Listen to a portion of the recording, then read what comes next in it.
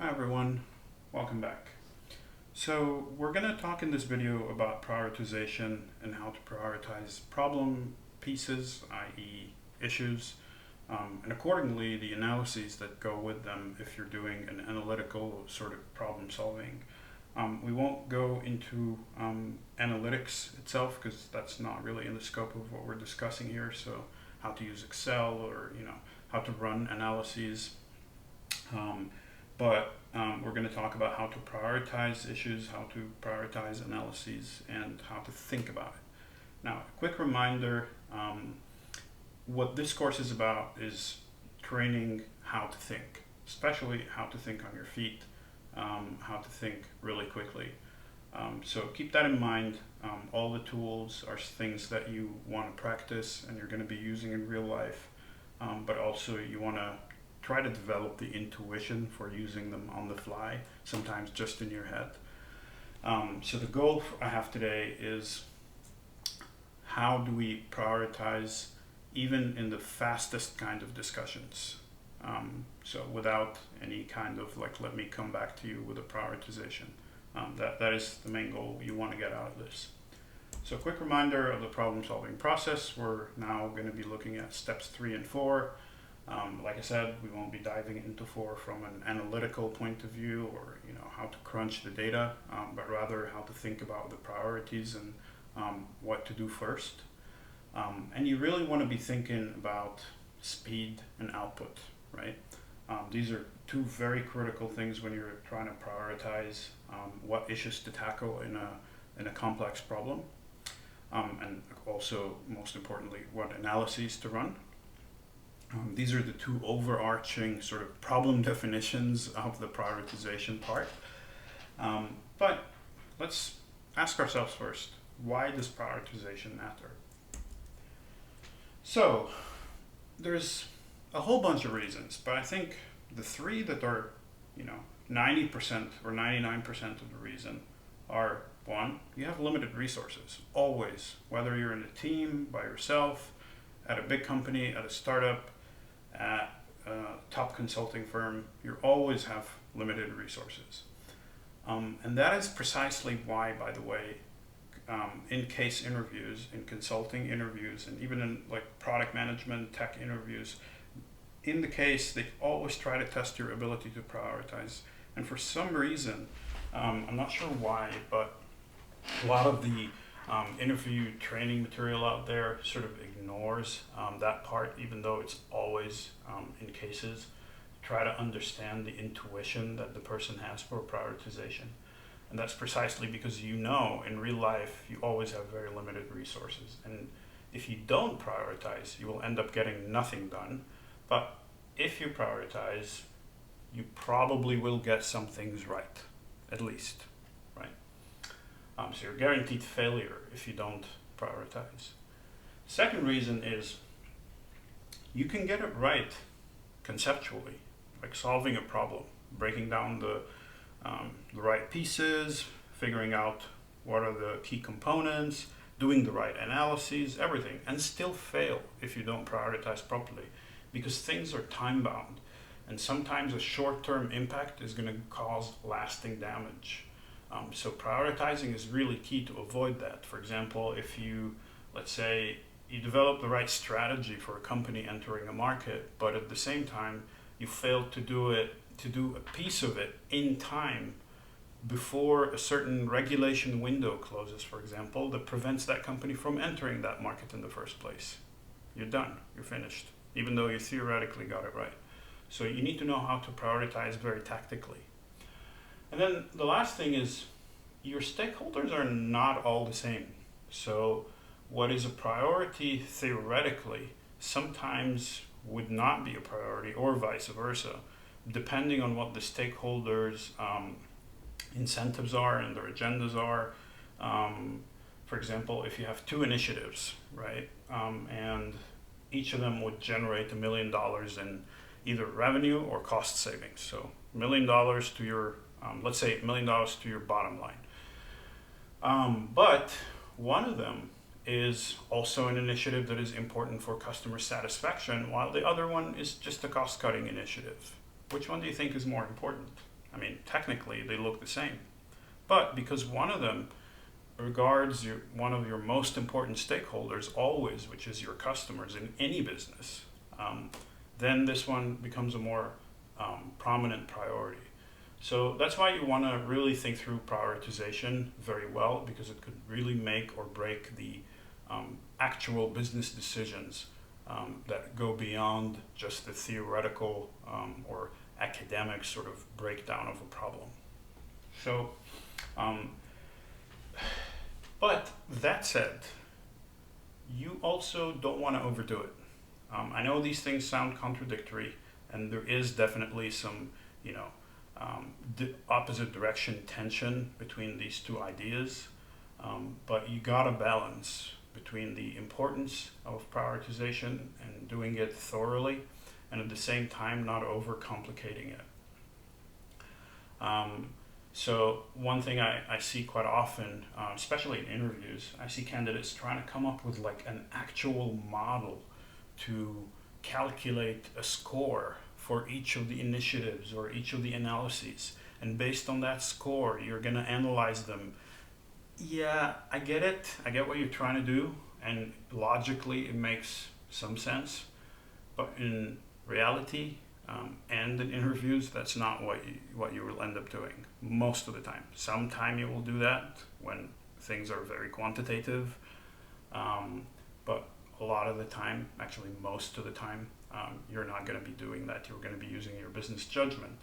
You're going to just establish some criteria, filter based on them, prioritize, and then iterate when you think that there's something that needs to change as you get to know more and as you start implementation. So don't try to overdo it and overthink it. Just be structured about it, and we're going to talk about that in a second. Have criteria. Based on these criteria, do your prioritization. Be open to changing it, even in an interview. That is sort of the whole thing that they're trying to test. They're not trying to test whether you're going to be able to come up with a quantitative score for your prioritization of the different issues of a problem or the different analyses to run. And in order to achieve that understanding that you need to keep it relatively simple, you need to understand that it's not always going to be quantifiable. Certain things that are important and that drive our decision making around what issues to tackle versus what to park for a second are not quantifiable. Sometimes it is because it's like simple dollars and cents. Hey, revenue potential of two different initiatives, let's do the higher one first. That's quantifiable. But things like, potential regulatory issues, right? Or immediate impact on customer satisfaction. That is relatively quantifiable because you can run surveys and these kind of things to understand customer satisfaction in a quantifiable way.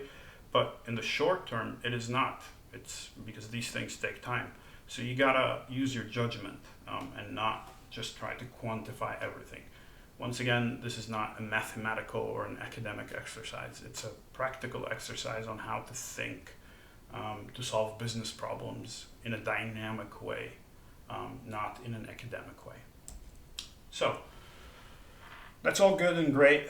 How do we do prioritization? And how do we do it in a way that is A, structured, B, if you're in an interview or in a executive meeting or in a meeting with managers, etc., also sort of sends the right communication and the right impression to the group or to the person you're interviewing with. So here are some potential prioritization metrics, right? So you want to think impact, first of all, at the very top right here, right? Especially financial. If you have that in a particular situation, make sure that you incorporate that, or at least think about whether it should be incorporated or not. There's a whole bunch of other things. My two favorite ones that I use most often are ease of implementation versus impact, right? Using these two. So think about it, like if you're trying to do a few initiatives to improve your own life, right? To improve your own savings, for example. A few of them are very hard to implement, and a few of them are really easy to implement, and each one has a particular impact on your savings at the end of the month. You really want to start with the ones that are both easy to implement and of high impact, right? These are the ones you want to capture first. But there's a ton of other ways. Pause the video, take a look at those. We're going to discuss some of these examples in more practical cases. But these are just some ideas to start with. Two important ones to note as well are option value and urgency / critical path. We're going to talk about those in a bit, but they're really important, and quite often they are missed because sometimes things have a good impact, they're easy to implement, but they're much less urgent than other ones that are not as impactful. And there's a difference between urgency and impact. We're going to talk about all that going forward, don't worry. But these are just some thought starters for now, and that's a simple framework to think about prioritization. And then even more practical framework is using these sort of metrics or filters or criteria that we have on this slide on a 2x2. I'm sure some of you have seen that before. This is the most common used prioritization sort of back of the envelope tool. It's extremely powerful, very simple, and you can do it in 30 seconds on the fly if you don't need to do like all the analyses that go into it. So if you're in an interview and you get the very, very, very common question of towards the end of, okay, so we've broken down this problem into all these pieces and we've done the analyses. Which of the initiatives that we came up with do you think you will prioritize? Drawing this in some sort of piece of paper and pen and just to use it to guide your thinking, and even without drawing it, that's fine too. A is going to help you answer very quickly. B is going to impress the person you're talking to. And C will get you to a relatively solid answer. It's not going to be perfect, but it's a relatively solid answer. So what is this exactly? So you plot like ease of implementation and impact, right? The two simplest, most straightforward metrics. From low to high. So it's low here and it's high here, and the same thing, it's high here and low here, right? Now, so in this example we're using, I'm just putting here a random example. Let's say you're trying to turn around the company, and these are the 4 initiatives that you came up with, right? Reducing sales force, so cutting sales staff, is both low on ease of implementation, probably because it's going to take a lot of admin and human resources work, etc., to process all these cuts, and it's low on financial impact. So would you really prioritize it if you were asked in an interview? No, right? It's not going to generate a lot of value, and it's very hard to implement. So we're either going to ignore it, or at least we're going to park it for now. We want to start with the quick wins, with the low-hanging fruit, which is right there, right? This is really easy to implement. It's high on ease of implementation, and it's high on financial impact, right? That's the first thing you want to think about, or start to implement. Rebranding in this particular random example. And then you've got other things, right? So changing the factory technology. It's very hard to implement, right here, but it's super high in terms of financial impact. So that's something you want to plan for, right? This one you want to do now, like right away, slow hanging fruit, immediate. And this one, I'm going to plan for it, right? Because it requires some implementation complexity. And then this one here, right? Changing suppliers. It's very easy to implement in this particular example, but its financial impact is kind of moderate to low. So I'm going to question it, right? I'm going to take another look at it and see, is really the financial impact that low? Could it be higher? Is there a way to improve it? And if not, it would be sort of my second priority, right? So I'll do this, and then I'll do this, and then in parallel I'll be planning for that one here, and then start executing them. Start executing this one here, and then completely ignore that one. So that's a really quick way to prioritize, ease of implementation, financial impact, 4 quadrants, do now, question, plan, and ignore. Again, this is not like a textbook answer. This is just one way of prioritizing. You can put all kinds of different things on this matrix. You can put like here risk instead of ease of implementation. You can, instead of financial impact, you can put social impact. Depends on your situation and on the nuances that are going on.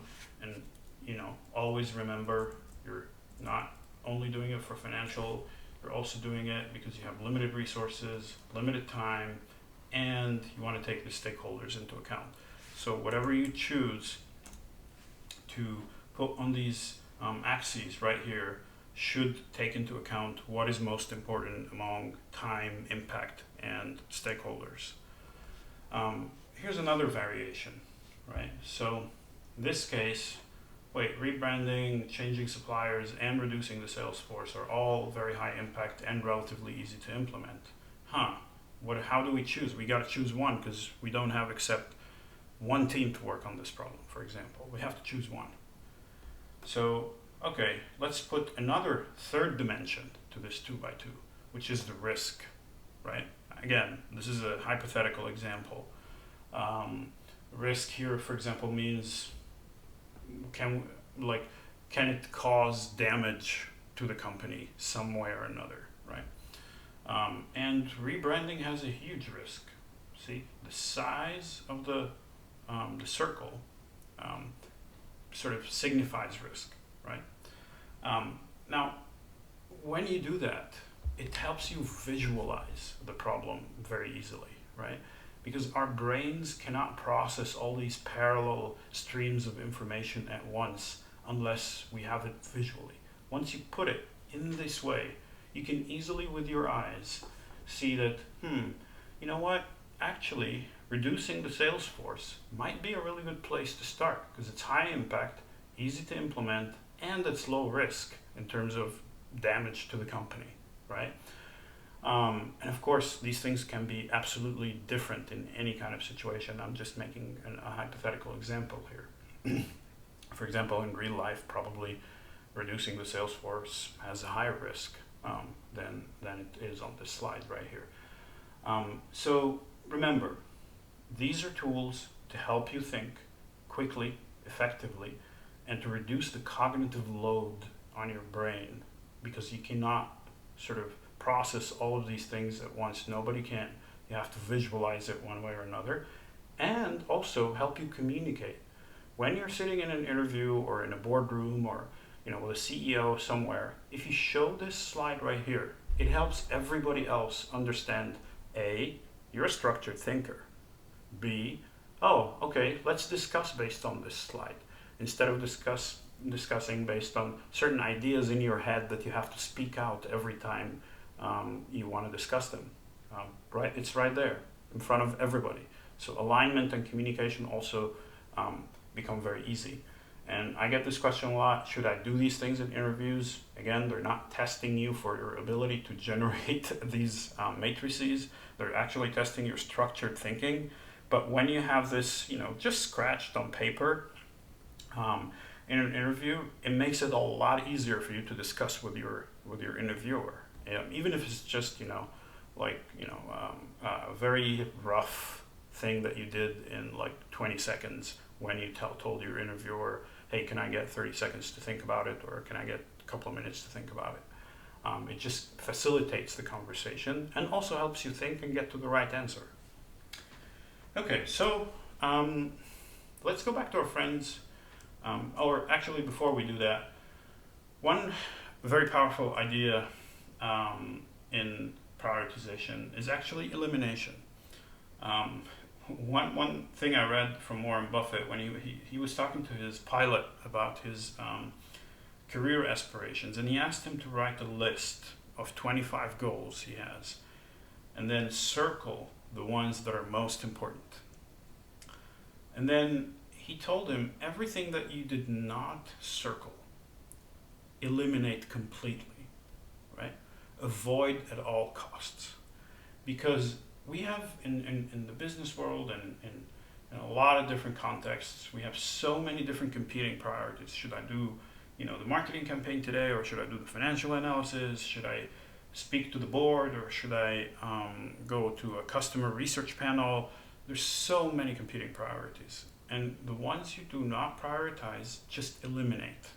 Okay, so that is another way you can use even in interviews as well. Like, oh, you and your interviewer came up with this list of 6 things that the company can do, and he asked you or she asked you to prioritize them,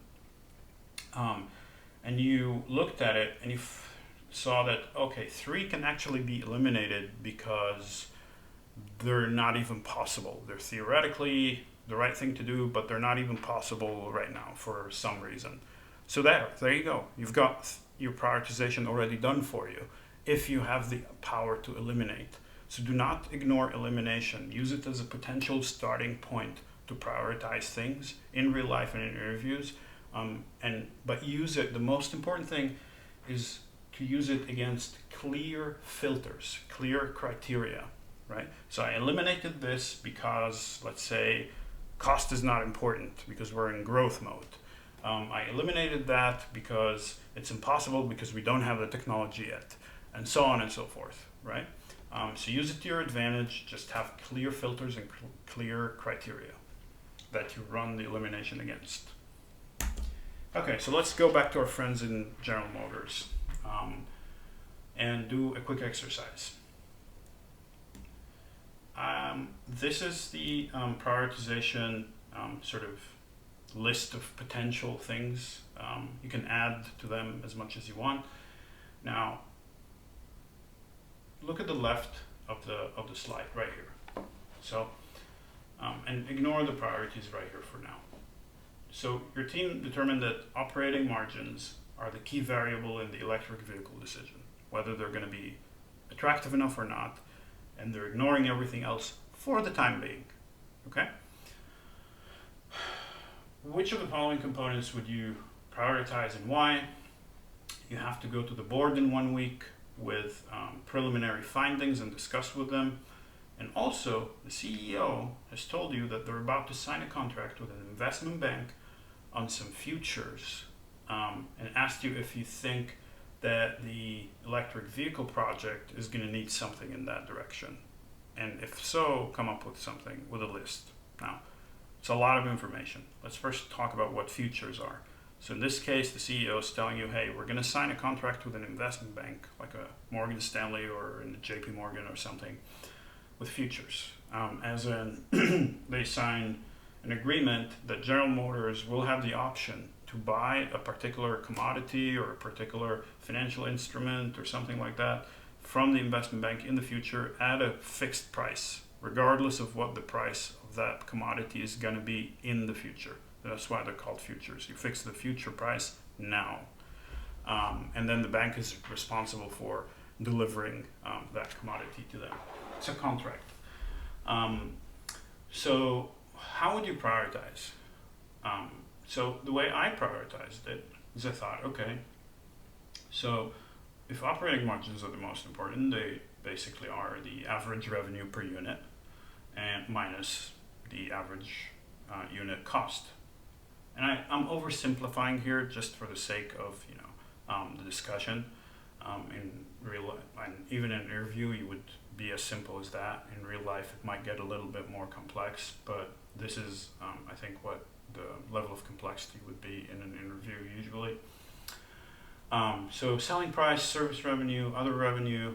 If you're wondering, automotive manufacturers often get some revenue from services, maintenance and that kind of stuff. They sometimes generate other revenue, like in the case of electric vehicles, they get some government subsidies, they get some financial revenue, for example, when they originate some car loans on behalf of banks or something like that. And then in the cost bucket, we have the production cost and the selling cost, right? Because we're talking operating margins here. We're not taking any of the fixed cost into account. And that's important to know. Fixed cost should not, influence your operating margins discussions. And then I came up with a list of analyses. okay, for selling price, I want to understand the consumer willingness to pay and the competition offerings, because these two together define the selling price. And we're going to talk about willingness to pay a little later in the course when we get to we're covering a few fundamental business concepts. We're going to explain it in 1 minute, but the even shorter version is it's literally what it says. How much is the consumer willing to pay for a particular product? That's essentially what it is. It's different from the price. And then same thing with service, same thing with government subsidies, etc. And then I thought, okay, first there is a critical path here, right? Which is that futures contract that they're about to sign. This is an urgency and a critical path, right? It's the one right here. So that takes precedence over everything else because it's a one-way door. If we miss the deadline for signing that futures contract, we're done. We're not going to be doing it because that's what the CEO said. They're about to sign it. Give me a list of things that for the electric vehicle to put in that contract. So that would be my priority number one because of the urgency and because this is a really important stakeholder, right? It's the CEO. It's an urgent situation that cannot be changed. And third, because it's going to impact the cost going forward. So I'd really look into raw materials and energy because these are usually the things that futures contracts cover, right? They cover commodities and things like that. So that's why normally this might not have been my priority number one, but in this situation, it is. And again, that is totally changeable and some people might have a different view. I would think that way in this situation. Now, priority number two for me, which would have been priority one if we didn't have that futures situation, would be the consumer willingness to pay competition offerings in order to come up with what the average selling price is going to be for the electric vehicle. And here's why. And here's why also government subsidies falls into that bucket. Not into that bucket, but comes afterwards. Because we're going to the board in 1 week, like we say here, right? And we want to give them some preliminary findings around the most important parts. And there's probably nothing more important than, hey, how much can we sell this product for in the future if we develop it? That's a very fundamental question.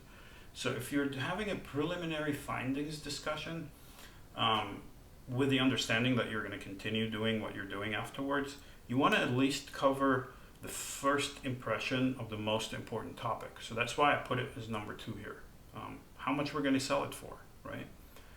And then, I do the same thing for labor and government subsidies, but I put them in priority three because they both influence the margins directly. The reason I didn't put them in priority two is because most likely they're going to be less impactful on the overall picture of the operating margin here than the price, right? Like, how much will government subsidy really be, right? 10%, 5%, something like that. It's going to be definitely less than 10% of the product revenue. So the price is going to be the other 90%, really. So you want to prioritize price above something like a subsidy. And same thing for financial revenue, which I also put as number three. It's also usually a small fraction because, hey, you're a car company. You might make a little extra revenue from selling some financial commission-based products on the side, like insurance or originating loans, but these are supplementary revenues. Your core is selling your product, right? Okay, so, and then the reason I put selling costs as the last bucket, essentially, is because it might not be a game changer, right? So think about this. Would selling costs, distribution and direct marketing, etc., be very different for an electric vehicle than a regular vehicle, which is really the comparison we're trying to make at the very end of this problem? Not really, right? Might be some differences around the edges, of course, a little bit extra communication about the value of electric vehicles, etc. But it's most likely not going to dramatically change the picture. So that's why I put it as the last priority here. Now, the reason I did this in this mental model kind of way instead of actually breaking it down on a matrix like this is because I wanted to show you how you can talk yourself through it, right? And quickly generate the priorities using talking yourself through it instead of using the actual template here, right? Super useful, super helpful. You can use it in real life, but very often, even especially in interviews, you're going to have to talk yourself or talk your interviewer through it, and that's precisely how to do it, right? That is good enough for now. This is a preliminary prioritization. It's logical. It's based on some logic, essentially, and your interviewer or your, colleagues, if you're in real life, might disagree, and you'll have a discussion around it, and you could change some of it, etc. And then afterwards, you can go and do the entire analytical exercise and put it on this chart here and see, okay, yeah, that makes a lot of sense, and then move certain elements around a little bit, etc.